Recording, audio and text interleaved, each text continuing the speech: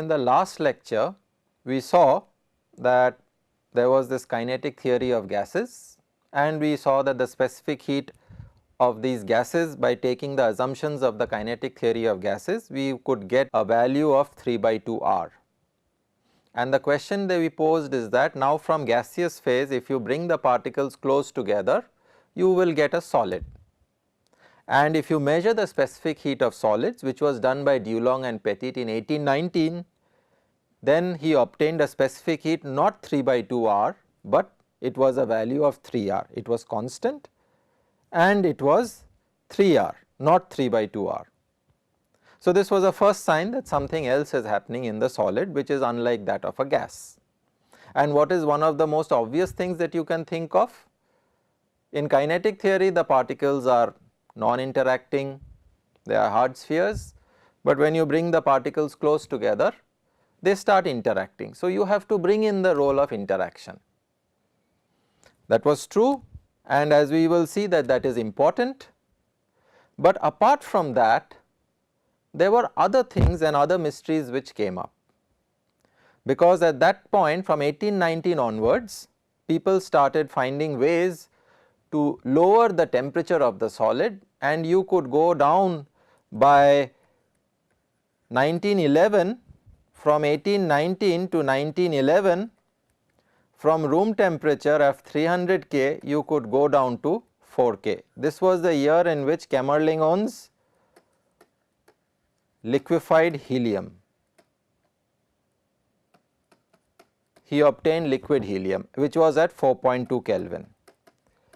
So, you could go from room temperature down to 4 K, a wide temperature range, and people were interested what happens to the properties of the solid. For example, this thermal property, which is the specific heat. If we measure it as a function of temperature, does it remain constant at 3 R or does it vary? And what was found was that over a certain window of temperature, it is constant at 3 R, but then it starts varying. Below a certain temperature, it has a temperature dependence, and this temperature dependence turns out to be cubic. The specific heat has a cubic temperature dependence. If you go to very low temperatures, below 4 Kelvin, and as you go lower and lower, which people were able to do, then instead of a cubic temperature dependence, you start getting a linear temperature dependence. The specific heat becomes linear. So, from a linear specific heat, if you are starting from low temperature, the specific heat is initially linear, then the specific heat develops a curve which has a cubic temperature dependence, and then as it goes to high temperature, it becomes constant. So, the thermal property of the solid turns out to be very complex, and we will look at all these different regimes in the course. But this is just to motivate you that various effects and phenomena are coming into the picture. And just to tell you that this temperature dependence of the specific heat that you see, you cannot explain it using classical theories. You cannot explain it using something like kinetic theory of gases, where you consider classical particles. You have to invoke quantum mechanics to understand these temperature dependences, and that will be what will be covered in this course also. So, let us go forward from here. I have talked to you a little bit about and given you a motivation about what happens to thermal properties when you go to a solid and you see unusual things happen. What about other properties? And here we come to the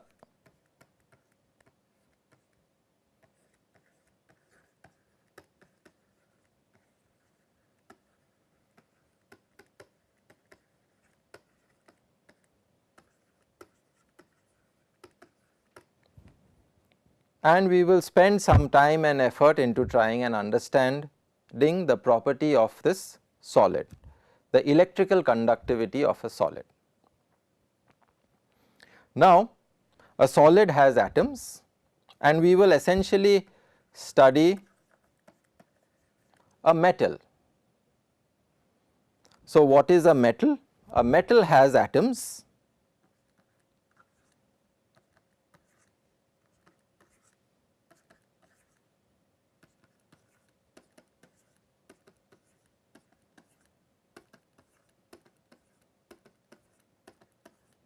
which are such that the outermost electron of the atom is the outermost electron in that atom is loosely bound to that atom and it gives up that electron. The electron is free to wander around inside the solid. So, what you have are positive ion cores and there are these electrons which are wandering across the lattice. And this was sort of known, and it was known that inside the metal the charge conductors are charge carrying particles are electrons. The metals have weakly bound electrons, the metal ions or the metal atoms have weakly bound electrons. These electrons are delocalized, they are sort of not bound to the atom as such, but they spread out across the solid and they wander around the solid. So, this is the model of a metal. You have positive ion cores and you have electrons which are delocalized across the metal. Okay. And people wanted to understand the behavior of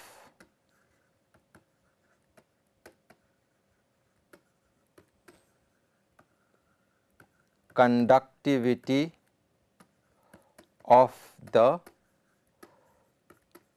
metal. Namely, what they wanted to know was how does the electrons move through the solid when an electric field is applied to this solid or a metal.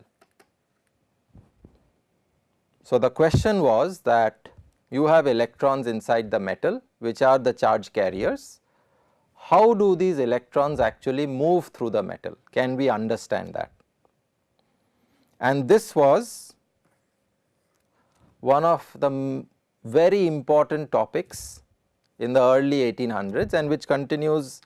I mean, part of the theories which were developed here, approximately they are still valid and people still use it to a good amount.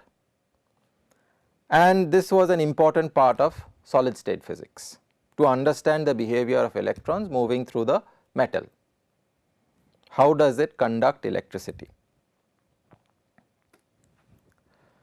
So, the earliest experiments which wanted to study this was your very well known Ohm's law experiment. What was the Ohm's law experiment? The Ohm's law experiment was quite reasonably simple. Say you take a piece of metal,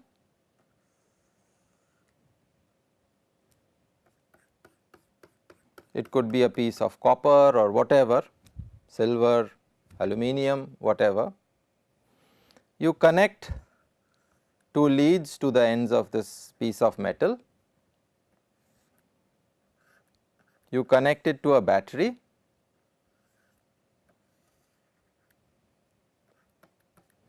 and when you connect it to a battery, you can change the voltage which is given by the battery and you can measure how much is the voltage drop across the metal and how much is the current I which is flowing through the metal. As you change the voltage, as you apply the voltage to the metal, how does the current through the metal change? And what did Ohm's law find? Ohm's law found that if you measure the voltage as a function of current, then the behavior is linear.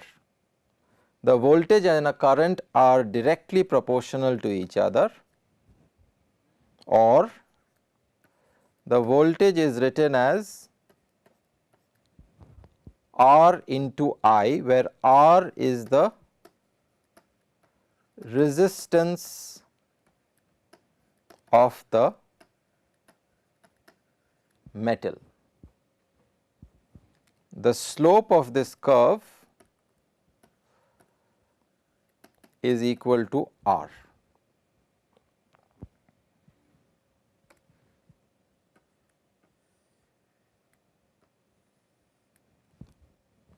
Now, you can quickly sort of convert this Ohm's law expression V is equal to R into I, and you can write it in terms of electric fields and current densities. If E is the electric field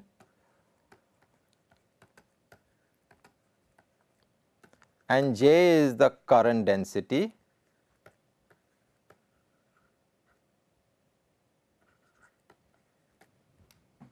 then you can recast this expression in terms of electric field and current density, where electric field is volts divided by the length of the metal over which the voltage is being applied. So, suppose you have a wire of length L. If this is a wire of length L and V is the voltage applied across this wire, then E is the electric field, which is volts per unit length. And if the cross sectional area of this wire is A, and if current I is flowing across this wire, then the current density J is defined as current per unit area of cross section, where A is the area of cross section of this wire.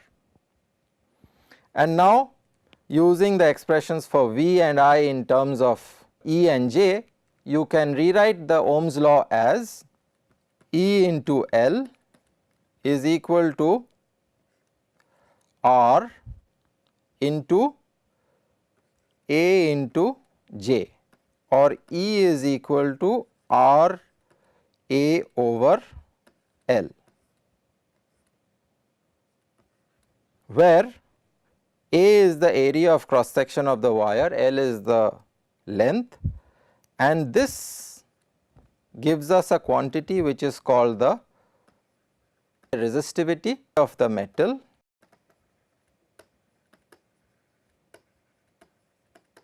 or of a material, where rho is equal to resistance over L. This just comes from the earlier expression. And we can define also the conductivity sigma, which is 1 upon rho.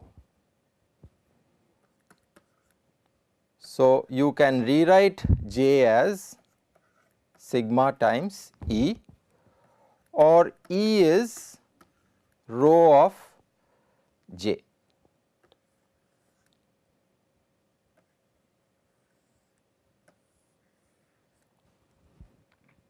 And these are important parameters which measure, it does not, these quantities you have already removed the effect of the length and the area of cross section.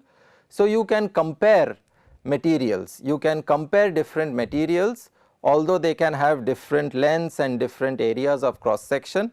If you measure their conductivity or their resistivity, then which is equal to R A divided by L, and this sigma, which is 1 upon rho, is the conductivity of the material or of the metal.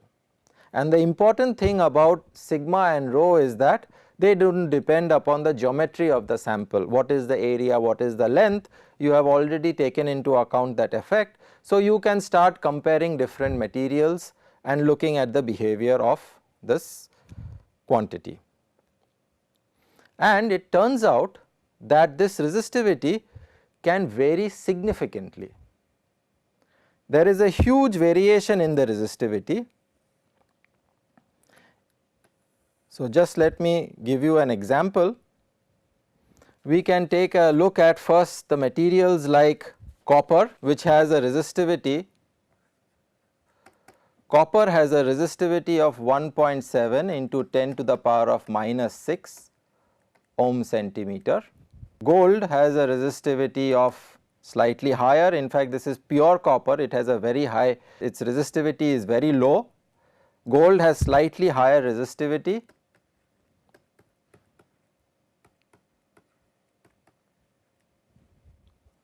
And if you take, let us say, bismuth, then the resistivity can jump up. Typical values are of this order, that if you look at the resistivity of these materials, these different materials, then there is a variation in the resistivity.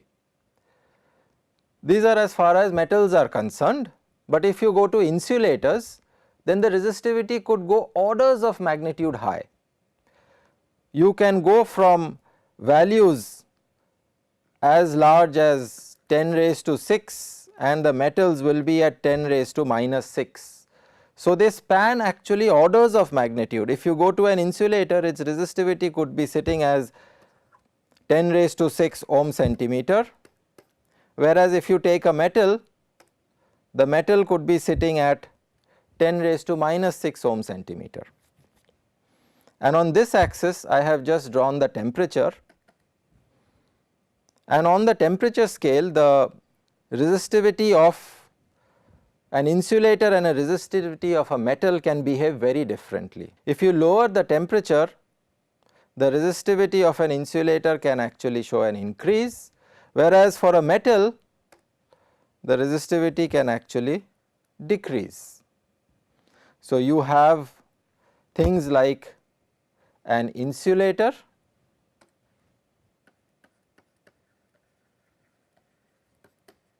and you have things like a metal, and there is a huge difference between the resistivity. Why is it so different?